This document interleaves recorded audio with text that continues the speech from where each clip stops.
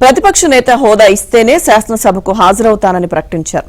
అసెంబ్లీకి రాకపోతే శాసనసభ సభ్యత్వాన్ని రద్దు చేసుకోవాలని సవాల్ విసిరారు.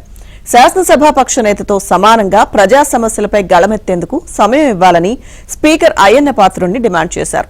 వీటిలో ఏ ఒక్కటి జరిగే అవకాశం లేదని తెలిసినా ఇవాళ ప్రారంభమయ్యే అసెంబ్లీ బడ్జెట్ సమావేశాలకు హాజరవ్వాలని వైసీపీ పులివెందుల ఎమ్మెల్యే మాజీ సీఎం వైఎస్ జగన్మోహన్ రెడ్డి నిర్ణయించారు.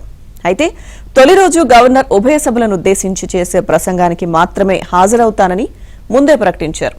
ప్రసంగం పూర్తయ్యేంత వరకు సభలోనే ఉంటారా, మధ్యలోనే వెళ్లిపోతారా? వైసీపీ వర్గాలు దీనిపై మాత్రం స్పష్టత ఇవ్వలేదు.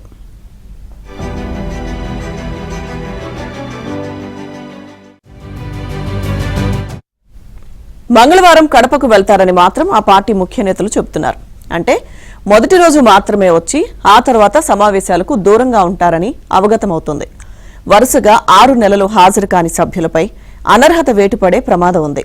అది తప్పించుకోవడానికే ఆయన ఎమ్మెల్యేలు ఒకరోజు సభకు వస్తున్నట్లు ప్రచారం జరుగుతోంది.